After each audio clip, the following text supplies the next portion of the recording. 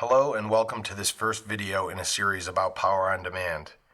In this video you will learn about your demand charge, how you can determine your own charge from your monthly bill, as well as the difference between Arista Power's power on demand system and typical energy management processes. As commercial non-residential energy users, you pay for both the energy your building consumes as well as the access to the maximum capacity during any given time of a pay period, also known as a demand charge, and can be visualized as the size of the pipe your building needs to get electricity to you at all times. Even if your building hits the maximum capacity once during a pay period, it still results in a demand charge that can account for 30 to 70% of your energy bill. Your demand charge can be found on your monthly billing statement.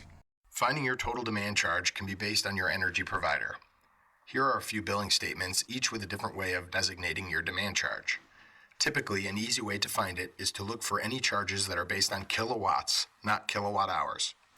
On this particular RG&E bill, there is also a state-imposed kilowatt-based charge that changes period to period and can be either positive or negative month to month. For these examples, it will be ignored. As you can see on this bill, the demand charge totals about $15,000, with the total electricity being $32,000, resulting in almost 50% of your energy bill. On this National Grid bill, the total demand charge is $4,500, with the total bill being just over $6,000.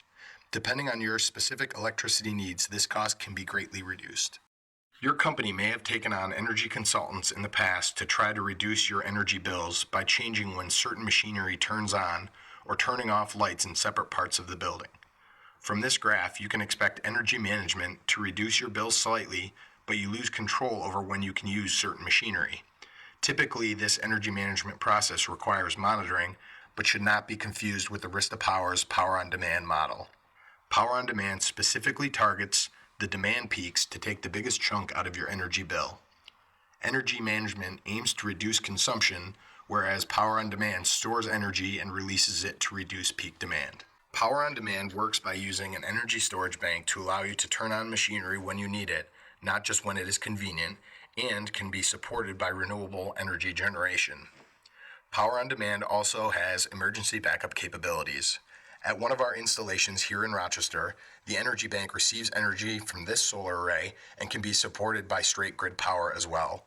The system then decides to release the energy based on a patented algorithm that is uniquely tuned to anticipate demand charge spikes.